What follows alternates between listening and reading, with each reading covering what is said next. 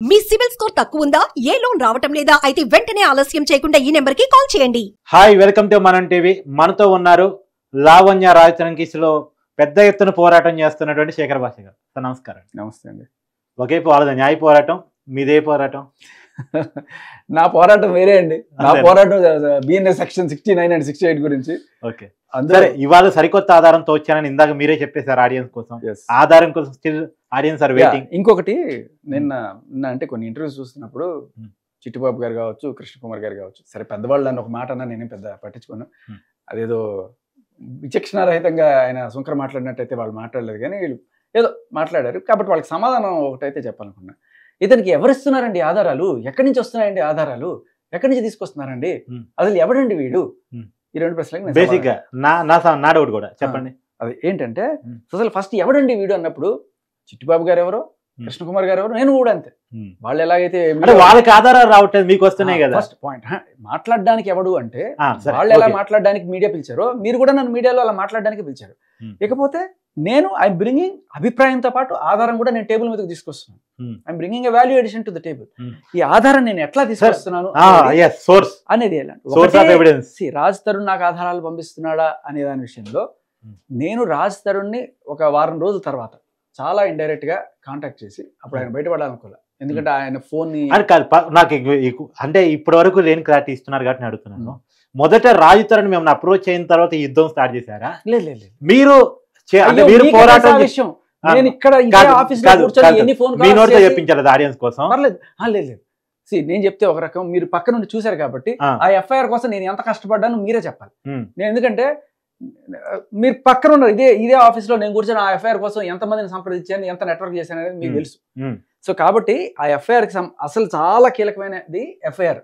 దీంట్లో గుంటూరు సంబంధించిన FIR. So అది నేను మొత్తానికి నా కాంటాక్ట్స్ తోటి నేను సంపాదించాను, అవుట్ ఆఫ్ మై ఇంట్రెస్ట్ తీసుకొచ్చాను. అది బయట పెట్టకూడదు అనే అర్హత ఎవరికి ఉంది? ఎవరికి లేదు. అది వాళ్ళ విషయం కాదు, పబ్లిక్ డాక్యుమెంట్. అది మీరు రైట్ టు ఇన్ఫర్మేషన్ యాక్ట్ కింద అది పలానా చోట ఉందని తెలిస్తే మీరు వెళ్ళి తెచ్చుకోవచ్చు.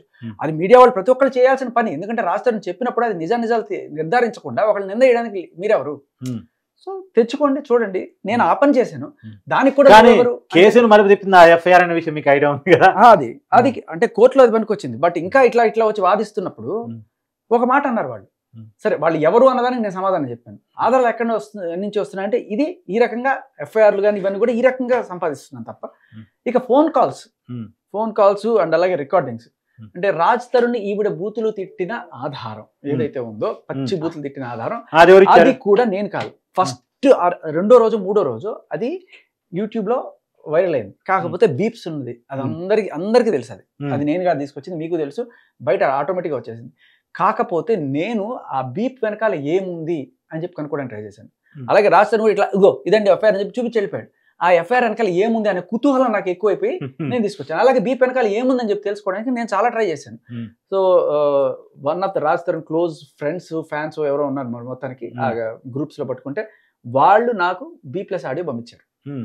అప్పుడు నేను ఓహో దీని వెనకాల కథ ఇది అని చెప్పి, అప్పటికి ఆల్రెడీ మీడియాలో అది వచ్చేసింది, నేను వచ్చి చూపించడం కాదు.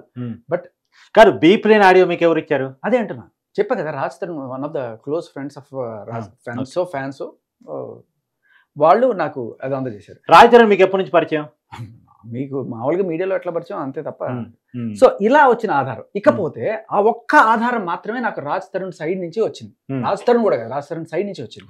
కానీ మిగతా ఆధారాలు చింటూ కాల్ కావచ్చు, మస్తాన్ సాయి కాల్ కావచ్చు, నాగుండె నీగుండె కావచ్చు, తర్వాత ప్రీతి ఇవన్నీ కావచ్చు, ఇవన్నీ కూడా అసలు రాజ్ తరుణ్కి సంబంధం లేదు. రాజ్ తరుణ్ ఇవన్నీ వింటే షాక్ అయిపోతున్నాడు, ఏంటి ఎంత జరుగుతుందో నాకు తెలియకుండా నా వెనకాల అని చెప్పి. సో మీరు కొంచెం తెలివిగా గమనిస్తే చింటూ ఆడియో కాల్, దాంట్లో చింటూ వాయిస్ ఎక్కువగా ఉంటుంది, ఈవిడ వాయిస్ తక్కువగా ఉంటుంది. అంటే అది రికార్డ్ చేసింది ఎవరు? చింటూ. అది అందరికీ అర్థమవుతుంది. సో ఎందుకు రికార్డ్ చేశాడు అంటే, రేపు ఫ్యూచర్ లో ఈయన మీద కేసు పెడితే ఈయన సేఫ్ గార్డ్ గా ఉండడానికి నేను అనుమతి తీసుకొని ఈవిడతో కాదు. ఇప్పుడు మీరు ఆర్జేగా ఎన్నాళ్ళ నుంచో ఉన్నారు, ఇండస్ట్రీలో మీడియా ఫీల్డ్ లో ఉన్నారు. అసలు ఇన్ని రికార్డు చేసుకోవటం, ప్రతిదాన్ని ఎవరికి నమ్మకం లేదు. ఇప్పుడు మీరు నేను చాలా మాట్లాడుకుంటామండి, ఎప్పుడన్నా ఫోన్లు పెట్టుకుని రికార్డ్ చేసుకుంటాం సహజంగా. ఏంటి ఈ రికార్డింగ్ల పరమ ఏంటి అసలు? ఈ బ్యాచ్ అంతా అదేనండి. ఈవిడ తెలియకుండా ఆయన రికార్డ్ చేస్తాడు, ఆయనకి తెలియకుండా ఈవిడ రికార్డ్ చేస్తుంది, మస్తానికి తెలియకుండా చింటూకి తెలియకుండా లావణ్య ఇలా రికార్డ్ అందరికి ఎవరు తెలియకుండా వాళ్ళు రికార్డింగ్ చేసుకొని నమ్మకాలు బాండింగ్స్ అనేవి ఏం లేవు ఇక్కడ. లేవు కాబట్టి అంటే అంతా నీవు నేర్పిన విద్య నిరదక్ష అన్నట్టు ఆవిడ ఫస్ట్ స్టార్ట్ చేసింది. వీళ్ళందరూ ఇంకా సేఫ్ గార్డ్ గా ఉండడం కోసం ఎందుకైనా మంచిది. ఇప్పుడు రాజధాని కూడా అది ఎందుకు రికార్డ్ చేశాడు ఆ రోజు, ఆవిడ తిట్టిన బూతులు. ఆవిడ కాసేపట్లో పోలీసులకి ఫోన్ చేస్తుంది. ఫోన్ చేసినప్పుడు వాళ్ళు వస్తారు, వచ్చినప్పుడు వీళ్ళు సమాధానం చెప్పుకోవడానికి ఏమైనా ఉండాలి కదా అని ముందుగానే రికార్డ్ చేసుకున్నారు. వాళ్ళకి అలవాటు అయిపోయింది ఇది కాబట్టి వాళ్ళు షీల్డ్ రెడీ చేసి పెట్టుకున్నారు. అంతేగాని ఆవిడ ఎప్పుడో ఇలా వస్తుందని తెలిసి ముందుగా రికార్డ్ చేసుకునే అంత సీన్ లేదు అక్కడ. చాలా క్లియర్గా రికార్డింగ్ వింటే అర్థమైపోతుంది. సో ఇంకొకటి ఏంటంటే ఈ చింటూ ఆడియో రికార్డు చింటూయే ఇవ్వాలి, ఇంకెవరు ఇస్తారు? మస్తాన్ సాయి ఆడియో రికార్డు మస్తాన్ సాయి ఇవ్వాలి, ఇంకెవరు ఇస్తారు?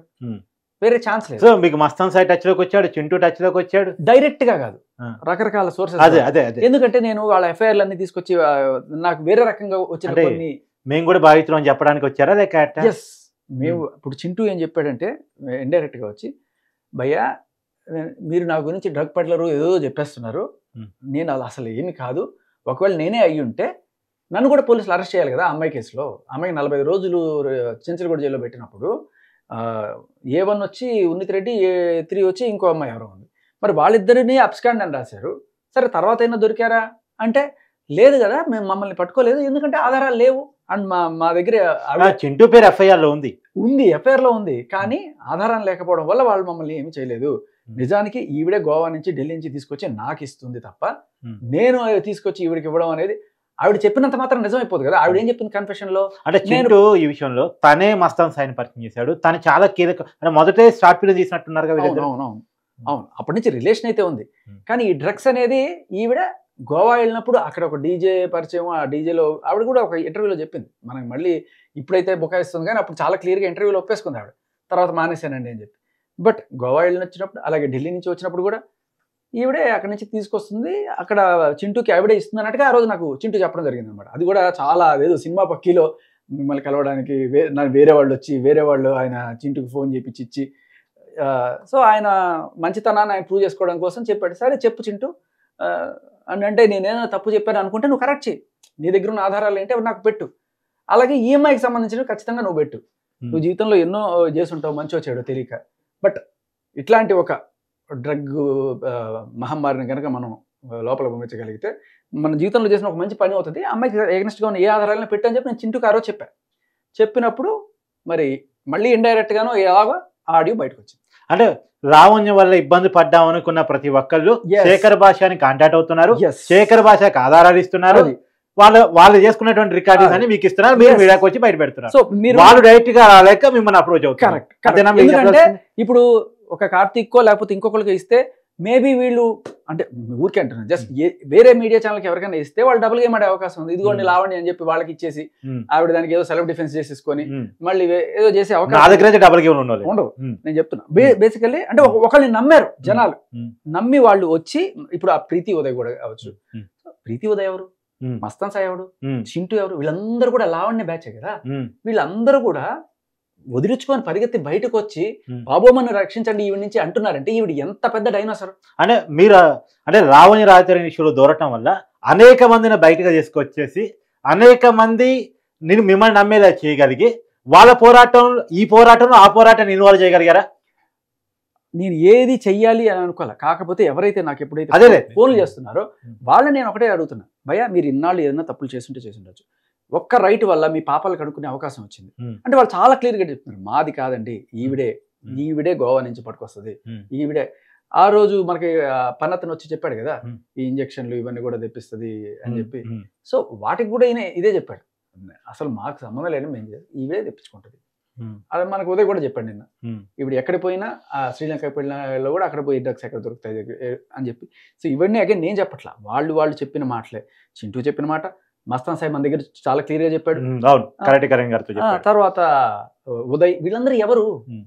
ఆవిడ శిబిరం నుంచి వచ్చిన వాళ్ళే ఆవిడ గురించి చెప్తున్నప్పుడు నేనెవరిని టుంబి కానీ వాళ్ళు వచ్చి just they are standing behind me.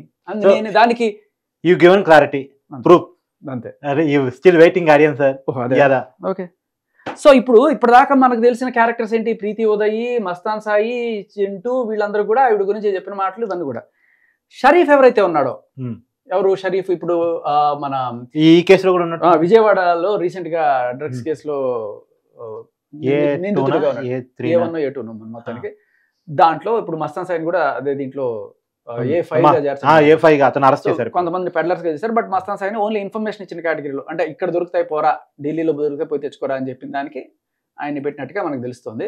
But Mastan సాయిగా సమాచారం ఎవరు ఇచ్చారు? అగైన్ లావణ్య. ఎందుకంటే లావణ్య కేసులో లేదుగా. అదే అంటున్నా, కొన్నాళ్ళ క్రితం లావణ్య ఢిల్లీ నుంచి కదా పట్టుకొచ్చింది. ఆ అడ్రస్ ఈయనకి చెప్పింది, ఈయనేమో వాళ్ళకి చెప్పాడు. సో వాళ్ళని పట్టుకెళ్లారు, ఈయన పట్టుకెళ్లారు. మీరు మస్తాన్ సాయికి ఇంటేస్తున్నట్టుంది ఈ మాట చెప్పని. మస్తాన్ సాయి ఇప్పుడు వినే పరిస్థితి కూడా లేడు కదా. మస్తాన్ సాయికి వెళ్ళాలంటే ములాఖత్లో వెళ్ళాలి మనం. సో నేను అనేది అదే. సో మస్తాన్ సాయికి చెప్పి అటన్ నా ఉద్దేశం వినండి.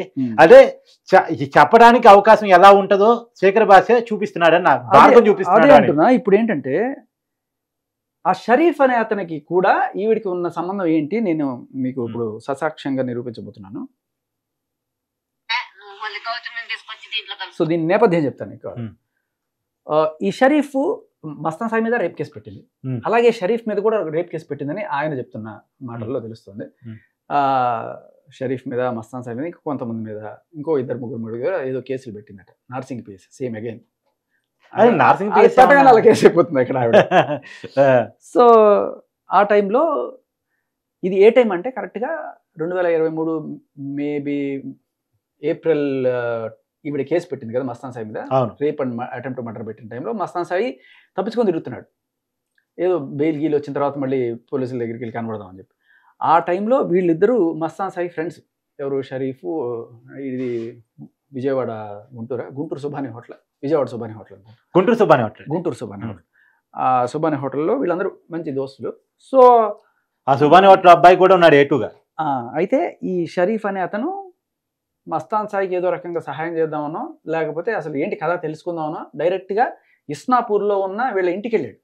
లావణ్య వాళ్ళ ఇంటికి వెళ్ళి వాళ్ళ అమ్మ నాన్నని కలవడం జరిగింది. వాళ్ళ అమ్మా నాన్నతో మాట్లాడుతున్న సంభాషణ ఇది.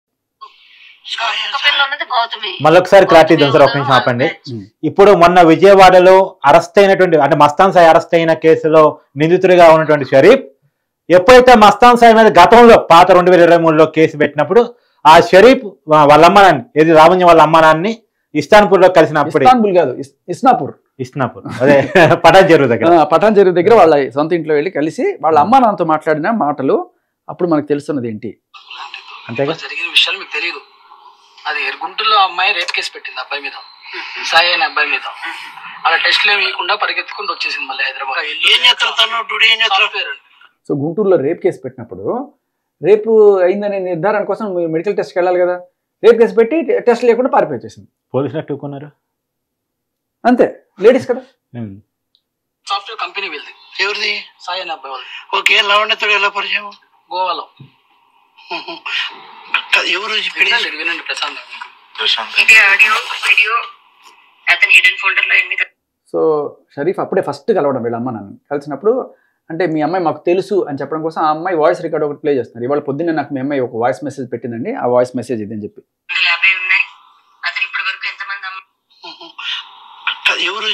వినండి ప్రశాంత్. అతని హిడెన్ ఫోల్డర్ లో 850 ఉన్నాయి. అతను ఇప్పటి వరకు ఎంతమంది అమ్మాయిలతో తిరిగాడు, ఎంతమంది అమ్మాయిలతో ఏం చేశాడు? సరే, నాకు ఒకటి అర్థం కదా అంకుల్. అబ్బాయి తిరుగుతాడు. ఏ అబ్బాయి? సాయి అనే అబ్బాయి. ఫర్ ఎగ్జాంపుల్ మనం అనుకుందాం, మగోడు కాబట్టి ఒక అబ్బాయి ఓకే, తన పర్సనల్ లైఫ్ తంది. ఈ అమ్మాయి వెళ్ళి తన ట్యాబ్ లో ఉన్న వీడియోలు తీసుకొని నేను మీడియాకి ఇస్తాను, నువ్వు ఎలాంటి వాడు నేను మీడియాకి చెప్తానంటే ఇంతగా కాదమ్మా. సో ఇది ఈ బెదిరింపు ఆ రోజు నుంచే ఉంది. ఇవాళ ఆయన ఫోటోలో 850 బయటపడ్డాయి, అవన్నీ కూడా మీడియాకి వచ్చింది అనేది ఆ రోజు నుంచి బెదిరిస్తున్నది. ఇవాళ సాయి ఎప్పుడైతే బయటకు వచ్చి చెప్పాడో వెంటనే అదే జరిగిపోయింది. సో ఆయన పర్సనల్ వీడియోలు ఈవిడ తీసుకొని అప్పటి నుంచి బెదిరిస్తూ ఇట్లా పెట్టుకుంది. ఇంకా ప్రతి ఒక్కరికి బ్రేకింగ్ పాయింట్ ఉంటుంది. ఇప్పుడు ప్రీతి ఉదయ్ ఎలా బర్స్టే బయటకు వచ్చారో అలాగే మస్తాన్ సాయి కూడా బర్స్టే బయటకు వచ్చాడు. ఇంకేమైతే ఏం చేసుకోని చెప్పి. ఇప్పుడు ఎవడు తప్పు చేసిండో మనకి తెలియదు, నీకు తెలియదు, నాకు తెలియదు. బట్ ఇంతకాడికి ఎందుకు వచ్చింది అసలు మ్యాటర్? అదేగా మాకు అర్థం కాదు. ఏం కావాలంటే పెళ్లి కావాలంట సాయితో, సాయితోటి పెళ్లి కావాలంట. మరి ఇది రాస్తుండంటే మా అన్న, మా తమ్ముడు. అదే ఇప్పుడు ఏం చేయాలి? కేసు పెట్టింది రాజధాని మీద. ఇప్పుడు ఎలా అయితే రాస్తారు నా భర్త కావాలని కేసు పెట్టిందో సేమ్ నేను ఇదే చెప్తున్నా. సి టీమ్స్ లో జరిగింది. ఎవరు బయట సి టీమ్స్ లో ఒక ఆఫీసర్ వచ్చి మనకి ముందుకు ధైర్యంగా సాక్ష్యం చెప్తే ఇదంతా అయిపోద్ది. బట్ అయినా పర్లేదు, ఆవిడ షీ టీమ్స్ లోకి వెళ్ళి కేసు పెట్టి ఎవరు మస్తాన్ సాయి నాకు కావాలని చెప్పి చేసిన రచ్చ అదే టైంలో వీళ్ళ మీద కూడా కేసు పెట్టింది. ఎందుకంటే వీళ్ళు ఆయనకి సపోర్ట్గా వచ్చారని చెప్పి వీళ్ళని వదిలించడానికి ఇతని మీద కూడా రేపు కేసు పెట్టింది. ట్విట్టర్ లో ట్వీట్ చేస్తుంది, ఇలాగ నాకు ఇలా జరిగింది అబ్బాయి 850 వాళ్ళ ఫాదరు గుంటూరు ధర్మకర్త మస్తాన్ దర్గా తెలుసు, కాళీ మస్తాన్ బాబా దర్గా, అది దాని ధర్మకర్త ఆయన వాళ్ళ ఫాదర్ గారు. అది తల తీసినట్టుంది వాళ్ళకి.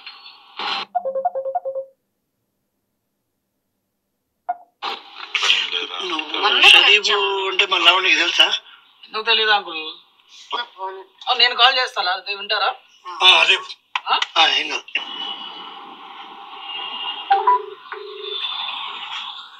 సో నీకు మా అమ్మాయి నిజంగా తెలుసా, ప్రూఫ్ ఏంటని ఆయన అడుగుతున్నాడు వాళ్ళ నాన్న. ఇప్పుడు నేను ఫోన్ చేసి మాట్లాడతాను వినండి. అంటే షరీఫ్కి లావణ్యకి షరీఫ్ కాల్ చేస్తున్నాడు. Hello hello hello Anvika, Sharif చెప్పు షరీఫ్. ఏంటి అన్విక వాయిస్ క్లిప్ ఏంటి? పొద్దున ఒక ఇష్యూ అయిన ఉండే కదా షరీఫ్. ఏమైంది పొద్దున? అదే అసలు ఏం కావాలని మీకు అసలు నాకు అర్థం కావట్లేదు. నాకు ఫస్ట్ సాయినే వచ్చి అటెండ్ అవ్వమను షరీఫ్. ఎందుకు దాక్కొని తిరుగుతున్నాడు? దాక్కొని తిరుగుతూ ఎలా వచ్చింది సార్? అదే ఇప్పుడు సాయి దగ్గర ఏం కావాలి నీకు చెప్పు నార్మల్ గా. అతన్నే అడుగు ఏం చేస్తే న్యాయం వస్తుందో. రాస్తాడున్నాడు కదా, మరి రాస్తారేంటి? మేము ఒక ఇంట్లో ఉంటున్నాము, అదే నిజం, అదే తెలుసు అందరికి. అర్థమైంది. ఇక్కడ రాజతరంతో కలిసి ఇంట్లో ఉంటుంది మాత్రమే నిజం, అంతకు మించి రిలేషన్ ఏంటన్నది. సాయి కావాలంటున్నావు కదా, మరి రాజతరంతో ఉంటున్నావు కదంటే రాజతరంతో ఉండడం ఏంటి? రాజతరంతో ఇంట్లో ఉంటున్నావు అంతే, ఇంకేం లేదు. ఇలా మాట్లాడితే షరీఫ్ నాకు నీ మీద కోపం వస్తాను కూడా అంటుంది అనమాట. ఇంకా నువ్వు ఇప్పుడు ఇలాగే మాట్లాడితే షరీఫ్, అదే మళ్ళీ నా మీద కేసు పెట్టావు ఆల్రెడీ, రేప్ కేసు. షరీఫ్ వచ్చిందో అదే నంబర్ కి కాల్ చేసి అడుగు. సరే సర్లే జాగ్రత్త. ఓకే, నువ్వు కూడా జాగ్రత్త సార్. అర్థమైందండి, ఇంకా చాలా అండి నా మీద. అదే అప్పటికే కేసు పెట్టింది. చింటూ అనే వ్యక్తి మోసం చేశారు, రేప్ చేశారు, ఇలా చంపడానికి చింటూ మీద కూడా రేప్ చేస్తారు. వాళ్ళు అర్థం చేసుకున్నారు పోలీసు వాళ్ళు, ఈ అమ్మాయి ఇలాగే కేసులు పెడతా ఉంటుంది అని. షీటింగ్ లోకి వెళ్ళాము, నన్ను కోసారు, వీళ్ళు ముగ్గురు పారిపోతున్నారు కూడా వదిలేసి, ఇలా సిగరెట్ తో కాల్చారని చెప్పి దెబ్బలు చూపియమ్మ అంటే దెబ్బలు లేవు, తొందర పని అని చెప్పి నాకు కూడా వచ్చేసాను. ఎందుకంటే అమ్మ ఏదైనా జరిగితే ఆ సాయి అనే వ్యక్తి వాళ్ళ ఫ్యామిలీ మొత్తం చచ్చిపోతారు అమ్మ. బరువు వాళ్ళు ఇంకెలా అంటే ఒక 30-40 సంవత్సరాల నుండి గుంటూరులో వాళ్ళు ఉంటున్నారు, పుట్టి పెరిగింది మొత్తం. అర్థం చేసుకోండి, 40 సంవత్సరాల నుండి తెలుసమ్మా, మొత్తం తెలుసు. అది ఆయన 40 సంవత్సరాల నుండి గుంటూరులో. ఎంత పేరు ఉండాలమ్మా? ఒక అబ్బాయి మీద రేప్ కేసు అంటే మీకు తెలుసుగమ్మా ఎంత భారం. సరే చేశాడంటే ఒప్పుకోవచ్చమ్మా, చేయకుండా నేరానికి అబ్బాయి శిక్ష పడతా. ఆఫీసులు వదిలేసి పారిపోయిందమ్మా రోడ్ల మీద. ఆఫీసు వదిలేసి పారిపోయి ప్లాట్ఫామ్ మీద పడుకున్నాడు. తన రూమ్ తీసుకొని తన ఏందంటే ఓపెన్ చెప్తున్నాను మీకు, సాయి రావాలి, డైలీ ఉండాలి తనతో. ఉండకపోతే సాయి ఎదురుకుంటే ఏం చేయదు. సాయి పక్కకి వెళ్ళి అనుకున్నా వాళ్ళ నాన్నకు ఫోన్ చేసి, మీ అమ్మాయి వీడియోస్ మీ అబ్బాయి వీడియోస్ మీ దర్గా మూర్తి చేస్తాను, రోడ్డు మీద అడుక్కు తింటారు. ఇది బ్లాక్ మెయిల్. 850 వీడియోలు పెట్టుకుని ఇదే బ్లాక్ మెయిల్ అన్నమాట. గడ్డం పగిలింది, బరువు మనిషి కొన్ని భారీ పర్సన్ వినిపిస్తాను, అది వీడియో కూడా చూపిస్తాను. అబ్బాయి చనిపోయే ముందు తీసుకున్న వీడియో. అసలు మాకు మైండ్ పనిచేయలేదు. 850 వీడియోలు 850 మంది అమ్మాయిలు కాదు, ఆ ఊరు తీసుకున్నప్పుడు చెప్పిన వీడియోనే కదా, 15-20 మందితో ఉన్న వీడియోస్. అమ్మాయి వీడియోస్ పెట్టుకుని అమ్మాయి వీడియో దీనికి నుంచి వచ్చినాయి. సాయి అనే ఫోన్ లో వాళ్ళిద్దరు పర్సనల్ గా ఉన్న ఫోన్ లో నిద్రపోతుంటే సైలెంట్ గా ఫోన్ తీసుకొని ట్రాన్స్ఫర్ ఫింగర్ ప్రింట్. అదే చాలా ఇంపార్టెంట్. అసలు లావణ్య ఉదంతంలో మనం అందరం నేర్చుకోవాల్సింది ఏంటంటే మన పర్సనల్ డీటెయిల్స్, మన ఫోను చాలా జాగ్రత్తగా కాపాడుకోవాలి. అది చాలా చాలా ఇంపార్టెంట్, పెద్ద పాఠం ఇది జనాలందరికీ కూడా. ఎవరన్నా సరే కొత్తగా మన దగ్గరికి వస్తే వాళ్ళకి అందరికి ఏం చెప్పి బోడాగా అన్ని చెప్పేయడము ఇలాంటివి చేయకూడదు. వీలైనంత వరకు keep your personal details with you only, అంతే. అదే నువ్వేదో పూర్వాశ్రమంలో నీకు ఒక 5-6 మంది గర్ల్ ఫ్రెండ్స్ ఉన్నాడు, నేను 5-6 మందితో తిరిగి నాకు ఓపెన్ సార్, నా ఫోన్ కి లాక్ కూడా ఉండదు చెప్పుకున్నావు అనుకో. అదే చెప్తున్నా, అలాంటివన్నీ కూడా గుర్తుపెట్టుకొని వాళ్ళు వెంటనే ఇది చేస్తారనమాట. సో ఎనీవే, హైదరాబాద్ సాయి వాళ్ళ ఇంటికి ఎత్తుకుపోవడానికి తనే చెప్పింది, ఫోన్ చేసి ఇక్కడ ఉన్నాడు తీసుకెళ్ళిపోండి వచ్చాను. అంత అవసరం అమ్మా? 2 రోజులు రోడ్డు మీద పడుకోండి ప్లాట్ఫామ్ మీద. న్యాయం కావాలంట కూతురికి. ఇప్పుడు ఇందాక అడుగుతున్నా కదా ఏం కావాలని, న్యాయం కావాలంట. అబ్బాయికి పెళ్ళైందని తెలుసు, 9 సంవత్సరాలు అబ్బాయి ఉన్నాడని తెలుసు, ఆయన న్యాయం కావాలంట. అమ్మాయి కంటే డివోర్స్ ఇచ్చేసి అని చేసుకోవాలంట. కొంపలు కూర్చోడం అంటారు దీన్ని బేసికల్లీ.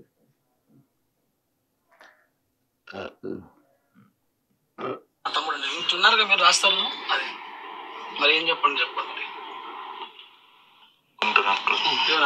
లంజా కొడక చెప్తున్నా విను. ఒక 1 అవర్ మ్యాక్స్ వచ్చి నా కాళ్ళు పట్టుకుంటావు. కేసు పెట్టింది నా మీద నర్సింగ్ కేసులో. మంచిగా చెప్తుంటే పాపం ఎందుకు ఇప్పటికి లేట్ ఏం కాదు, వెళ్ళి అమ్మాయి కాళ్ళు పట్టుకోమ్మా, అమ్మాయి పర్సనల్ ఏ తండ్రి ఊరుకుంటాడండి. ఇప్పుడు మీ కూతురి మీకు పెడితే ఎలా ఉంటుంది అండి? కానీ సార్ ఒక మాట ఆపండి, నేను మొత్తం కేసుల్లో అత్యధిక బూతులు ఉన్న కేసు ఇదే.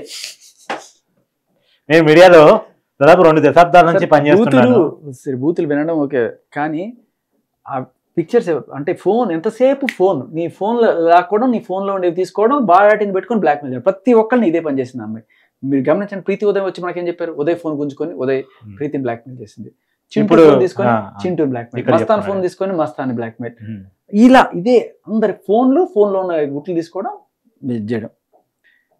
సరే అదే అంటున్నా, ఆయన చెప్పినట్టు ఆయన పర్సనల్ ఏవో ఆయనకున్న 20 మందో 30 మందో లేకపోతే 2 ఎంతో ఆయన గర్ల్ ఫ్రెండ్ సంబంధించి ఆయన డీటెయిల్స్ ఆయన ఎవరైనా సరే సార్, ఎవరు బాధితులు వాళ్ళు కేసు పెడితే వేరు. కానీ అదే కదా, ఇప్పుడు వాళ్ళు అన్యాయం జరిగిందని వాళ్ళు ముందుకు వచ్చి పెడతారు. కానీ దారుణం ఏంటంటే అవి తీసుకుని వాళ్ళ అమ్మ నాన్నకి పోస్ట్ చేస్తున్నారు. మొన్న కూడా మసందా విషయంలో ఏదో ఆస్ట్రేలియా అమ్మాయి ఫోటోలు వేశారు బయట మీడియాలో. ఆస్ట్రేలియా అమ్మాయి వచ్చి నన్ను మసందా మోసం చేశారంటే ఇది వ్యాలిడ్ క్వశ్చన్. అది ఖచ్చితంగా మీడియాకి అవసరం. ఒక అమ్మాయి వచ్చేసి నన్ను మోసం చేశారంటే అవసరం. కానీ ఆ అమ్మాయి స్పందించకుండా మనకే అవసరం. ఇప్పుడు లావణ్య మీడియా ముందుకు రాకుండా ఉంటే లావణ్య విషయం కూడా చర్చకి అనవసరం మనకి. అంతే. కొంత ఇంత కొంత డబ్బు ఇస్తే మళ్ళీ గోవాను ఏటో ఇప్పుడు బ్లాక్మెయిల్ మాకే కడుపు వచ్చింది నాకు. ఏదంటే ఇప్పుడు కొంత డబ్బు ఇస్తే మళ్ళీ గోవాను ఏటో టూర్లు వాళ్ళని వెళ్ళేసుకొని టూర్లు తిరగాలి. అదే మీరు వచ్చి స్టేషన్ లో. సో వాళ్ళ అమ్మకి తెలుసు ఇప్పుడు బ్లాక్మెయిల్ చేసి డబ్బులు తీసుకొని ఆ డబ్బులతో గోవా పోయి అక్కడ అంటే వాళ్ళ అమ్మకి సంబంధించి 2 కాలు బయట పెడుతున్నారు మీరు ఇప్పుడు. అది చెప్తే మేము బతికి బయటపడతాం అంటే, లేదంటారా మేము యాక్షన్ తీసుకుంటే మాత్రం అందరూ డిస్టర్బ్. మమ్మల్ని బతకనిస్తుందా? మమ్మల్ని బతకనేదిగా. సో మీరు వచ్చి చెప్తారా అంటే మేము చెప్తే మమ్మల్ని బతకనిస్తుందా? మమ్మల్ని బతకనివ్వదు. మీకేం సంబంధం, మీరు ఎందుకు వచ్చినారని అంటారు. ఇదంతా తల్లిదండ్రులు పిలిపిమని. తరుణ్ కూడా మంచోడమ్మా పాపం, చాలా బంగారం. తరుణ్ కూడా మంచోడు. తన కెరియర్ అంతా దెబ్బతింటది. ఆల్రెడీ దెబ్బ తినింది అంకుల్. తనకి కూడా బ్లాక్మెయిల్ చేస్తుంది. లంజా కూడా ఎవరు పడతారా? మంచోడు పాపం, నేనే చూస్తాను కదా. వాళ్ళ పేరెంట్స్ కూడా మాలాగానే సైలెంట్ పర్సన్. లేదమ్మా ఒక చిన్న మాట, లక్షలు ఇగో ఈ చేతిలో డబ్బులు చూస్తున్నా. కోవిడ్ అప్పుడు చిన్న కోవిడ్ కరోనా అప్పుడు ఇగో క్యాంటీన్ లా చేసింది, ఇండియన్ ఎయిర్లైన్స్ అని చదివింది, ఎన్ని లక్షలు. అసలు మాది ఏమి లేదు తెలుసా. ఇప్పుడు కష్టం మీదనే, మేము ఇప్పుడు మేము కష్టం మీద. ఎందుకంటే అమ్మ ఒక మాట చెప్పేదేనండి, నాకు తల్లి ఉంది. కొత్త డబ్బులు 30 లక్షలు ఇచ్చుకుంటూ వచ్చాను అంకుల్ కూడా తెలియకుండా. గోవాలో ఉన్నా అంటే అక్కడ ఉన్నా సంగీతం నేర్చుకుంటానా, ఎంత డబ్బు ఖర్చు పెట్టేసిందో. అదేలేండి, మీరు రాష్ట్రం దగ్గర లక్షలు తీసుకుంది, వాళ్ళ అమ్మ దగ్గర కూడా 30 లక్షలు తీసుకుంది. అందుకే నేను సైలెంట్ ఇంటికి వచ్చి మాట్లాడాను. ఏం చేస్తుంది మీరు గానీ రాస్తారని వాళ్ళ ఫ్యామిలీ గానీ, అది మీరు వచ్చి అసలు అమ్మాయి రాస్తారని వాళ్ళిద్దరు ఇలాగా అని చెప్తే అయిపోయింది కదా. అమ్మాయి ఏం చెప్తుంది, నాకు రాస్తే నాకు సంబంధం లేదు, నాకు తమ్ముళ్ళు అంటాడు అన్నలు అంటాడు. సో ఇక్కడ వీళ్ళకి ఏంటంటే రాజధానికి ఈవిడికి సంబంధం ఉంది కదా పూర్వంలో, అది వచ్చి మీరు అక్కడ పోలీసుల దగ్గర చెప్పండి, ఈ అమ్మాయి రాజధాని పెళ్లి చేసుకోవాల్సిన వాళ్ళు అని చెప్పండి, అప్పుడు మా వాడు సేఫ్ అయిపోతాడు మస్తాన్ సాయి. ఇప్పుడు ఈ అమ్మాయి మస్తాన్ సాయి కావాలని చెప్పి కేసు పెడుతుంది కదా, తప్పు కదా. రాజ్ తరుణ్కి వీళ్ళకి ఫస్ట్ నుంచి ఉంది కదా, అది చెప్పండి అంటది. షరీఫ్ చెప్పమంటున్నాడు. చెప్పమంటే ఈమె చెప్తుంది అక్కడ పోయి రాజ్ తరుణ్ నా అన్నయ్య, రాజ్ తరుణ్ నా తమ్ముడు ఇలా చెప్తుందండి పోలీస్ స్టేషన్లో. పెళ్లి చేసుకోమంటే ఇప్పుడు వద్దంటది. రాజ్ తరుణ్ పెళ్లి చేసుకోమంటే ఇప్పుడు వద్దంటది. ఆమె వద్దంది. గుర్తెచ్చుకోండి ఇక్కడ, ప్లీజ్ నోట్ దిస్ పాయింట్. వాళ్ళ అమ్మ చెప్తున్న మాట ఇది. రాజ్ తరుణ్కి లావణ్యకి పెళ్లి చేద్దామని చెప్పి పేరెంట్స్ ఎప్పుడైనా అడిగితే పెళ్లి వద్దు అని చెప్పి ఈఎంఐ చెప్పి మస్తాన్ సాయి కావాలని చెప్పి పెళ్లి చేసుకోవాలి మస్తాన్ సాయి అని చెప్పి పెద్ద కేసు పెట్టిన కాల్ వింటున్నారు మీరు. వాళ్ళ సాక్షాత్తు అమ్మ నాన్న మాట్లాడుతున్నది. వాళ్ళ వైఫ్ వీడియోస్ ఉన్నాయి, సాయి వాళ్ళ వైఫ్ తో కలిసి వీడియోస్. 10 సంవత్సరాల వాళ్ళు లేరు, దూరం అయినా హ్యాపీగా ఇద్దరు అండర్స్టాండింగ్ వెళ్ళినా అమ్మాయి వీడియోస్ అమ్మాయికి పెడితే ఆ అమ్మాయి వీడియోస్ కూడా తీసుకుని ఇప్పుడు నాకు అంటే ఒకసారి ఆపండి సార్. సహజంగా ఎక్కువ చీప్ వెన్ తక్కువ చీప్ అని all I want him to die అంట. తను చనిపోవాలని కోరుకుంటుందంట సాయి. సరే చెప్పండి ఏంటండి చివరిలో ఏంటండి? సాయి చచ్చిపోవాలి వాడు. ఒక రకమైన శాడిజం అనమాట. ఎందుకట్ట? ఇప్పుడు సాయి కావాలని కోరుకోవటం ఒక రకం, సాయి ఉండకూడదని కోరుకోవటం రెండో రకం. రెండోది ఏంటి అంటే కేసు పెట్టినప్పుడు వచ్చి లొంగిపోవాలి, లొంగిపోయి అమ్మ నీకు ఏది కావాలంటే చేస్తా అనాలి, లేకపోతే చావాలాడు అదనమాట. సరే ఏదో అడుగుతున్నాను మేము మధ్య డిస్టర్బ్. ఇప్పుడు వాళ్ళే భార్యాభర్తల మధ్య ఉన్నటువంటి ప్రైవేట్ వ్యవహారాన్ని వీడియో తీసుకోవటం తప్పు. దాన్ని ఏమో పెట్టుకొని ఏం చేస్తారే అని చెప్పేసి ప్రచారం అయితే ఉందో అది కరెక్ట్ కాదు అని పాయింట్. అదే ఇప్పుడు నిజానికి ఈవిడ చెప్తున్నట్టుగా 800 వీడియోలు ఉండొచ్చు. 800 వీడియోల్లో నాకు తెలిసిన ఏంటంటే ఇద్దరే ఉన్నారు.